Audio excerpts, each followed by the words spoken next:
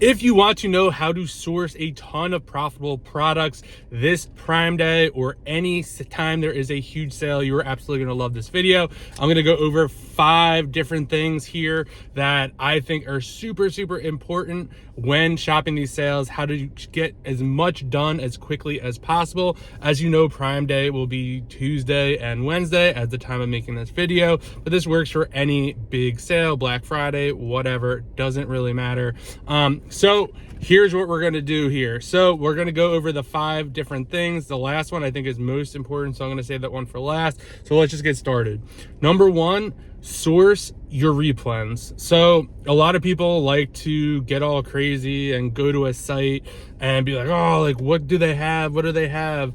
And while that is great, if the site is running a good sale, but what's even better is to buy stuff you've sold in the past or are currently selling now. So what I like to do is I like to have a master ASIN list of everything I've ever sold on Amazon. If you want to see how I set that up, there is a link below to get the tracking spreadsheet I use to run my business.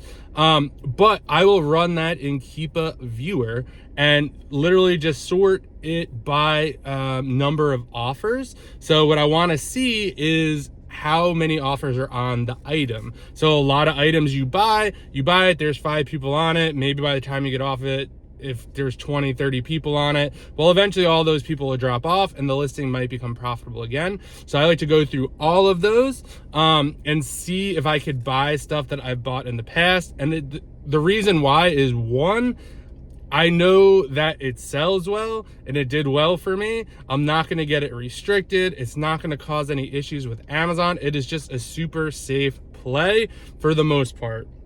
So I really like that too. And why would you want to buy unknown stuff when you already know how this stuff runs? So I would say source your replens. You'll probably be able to get them for lower prices than you're currently getting them now, which is great, which means extra margin for you. Number 2, be conscious of your cash flow and how much money you have to spend. Q4 is here. While there will be lots of great deals tomorrow and Wednesday, you want to make sure you don't want to spend all the money you have and then not have any money for Q4, because there's going to be a lot. Well, not Q4, but like November and later in October. You have to remember that when you're buying something, it's about a 6 to 8 week cycle. So if you buy something today, unless you're merchant fulfilling it, you're not going to see that money for about 6 weeks. By the time you get the product, label the product, or you send it to a prep center and then the prep center gets it and they send out the shipment, then it goes to FC transfer and all this stuff. So just keep that in mind. Unless you're gonna like have some plan to merchant fulfill all this stuff and get your money back quickly, just keep that in mind. I made this mistake 2 years ago. I spent a ton of money, I think in October, and I come Q4, I really had to leverage a lot of credit. Not suggesting you do that, but that's what I did. So this time around, I'm definitely just going to be a little bit more conservative, and realize that there's going to be, like, from now until probably Christmas, there's going to be tons of sales. So just keep that in mind. Number 3, don't get FOMO. You're going to see people on Instagram, on Twitter. They're going to say, oh, I just spent $20,000, $30,000. It's only 12 p.m. Like, I can't believe this. Going to spend... That's great. Good for them. Don't let that kind of distract you, make you feel down. I've been in the spot before where I'm like, man, like, I can't believe they're finding all this stuff. I can't find any stuff. Like, oh man, like, I need to up my game. Don't worry about any of that stuff. Focus on you and your business. What works for you? If you could only spend $2,000 or $4,000 or $5,000 or whatever your budget is, if you hit that, great. Pat yourself on the back and just be like, listen, I crushed it. And then for the person who's doing $20,000, spending that, good for them as well. Just try to keep it positive.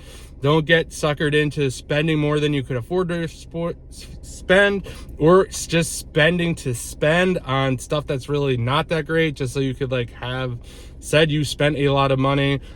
Stay away from stuff and sites that people talk about on social media. So if people are like, oh, like go check out I don't know, the Stanley Cup is on sale. Like, don't buy that. Don't buy anything anyone's talking about, or any sites they are kind of pushing, like, go to this sale, because they're most likely not shopping there, and everyone's going to go to that sale, and you do not want to be on the end, because all that stuff usually tanks.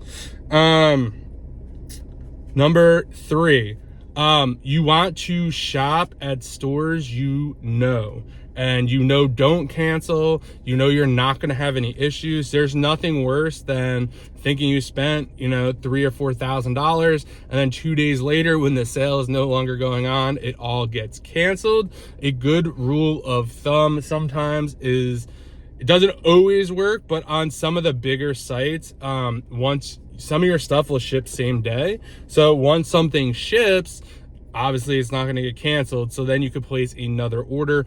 But if you order from these sites regularly, you're going to know how much you can order, and just go by that. It just makes it super easy, especially if you're into shopping there regularly. You're going to know exactly how it works, and you're not going to have to worry about that at all.